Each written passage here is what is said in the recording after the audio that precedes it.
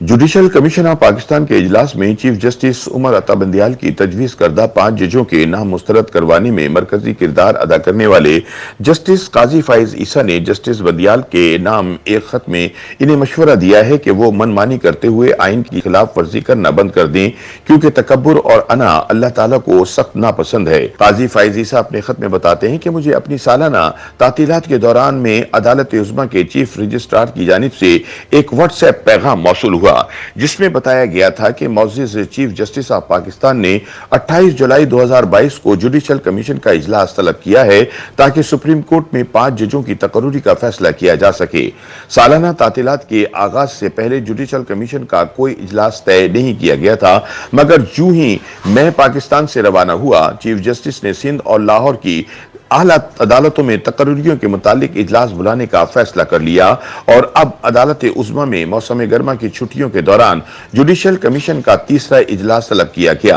हालांकि supreme court में मौसम गर्मा की तातीलात का फैसला खुद चीफ जस्टिस ने किया था और इसके बाद इसका सरकारी ऐलान किया गया।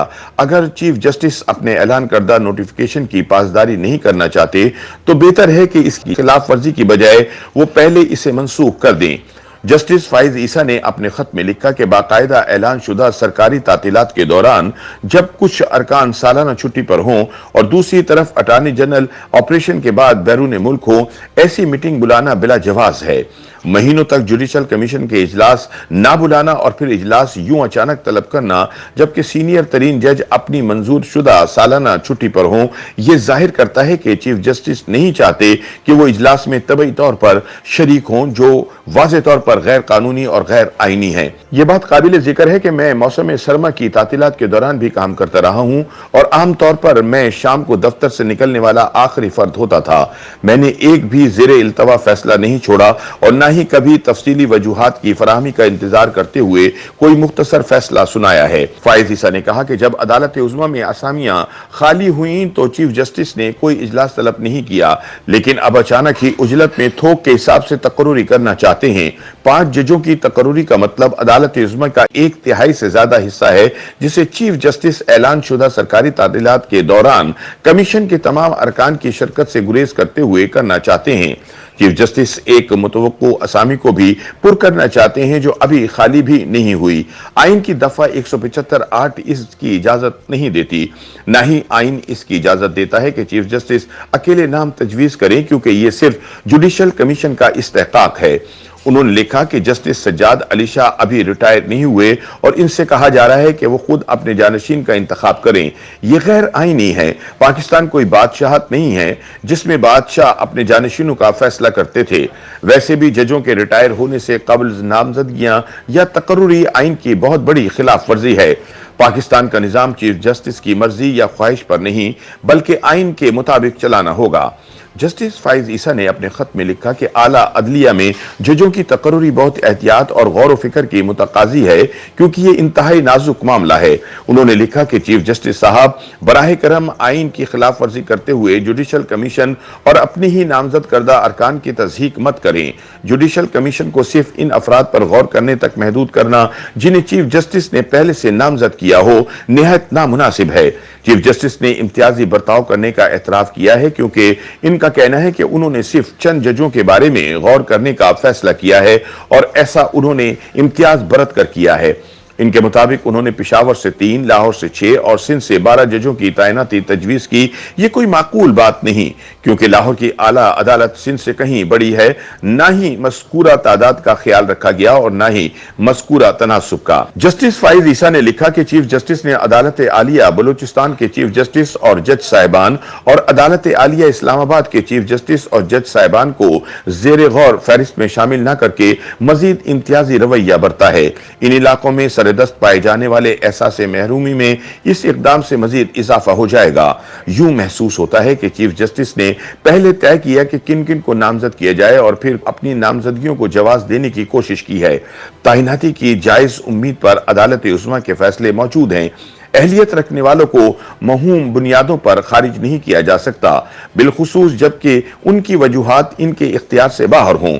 फाइज ईसा ने कहा कि तमाम अदालती तैनातियां आइन के मुताबिक पहले से तयशुदा गैर इम्तियाजी मयार के मुताबिक होनी लाजमी हैं। سب سے بڑھ کر یہ کہ ذاتی پسند اور ناپسند کا شائبہ بھی نہ ہو، آئین چیف جسٹس کو جوڈیشل کمیشن کے دیگر ارکان سے زیادہ کسی قسم کے اضافی اختیارات نہیں دیتا۔ چیف جسٹس کو صرف جوڈیشل کمیشن کا چیئرمین مقرر کیا گیا ہے۔ جب موجودہ چیف جسٹس سینئر ترین جج کی حیثیت سے کام کر رہے تھے تو انہیں 5 رکنی کمیٹی کی سربراہی سونپی گئی تھی تاکہ وہ ججوں کی تقرری کے لیے واضح معیار طے کریں، لیکن ان کو دیا گیا کام تاحال نامکمل ہے۔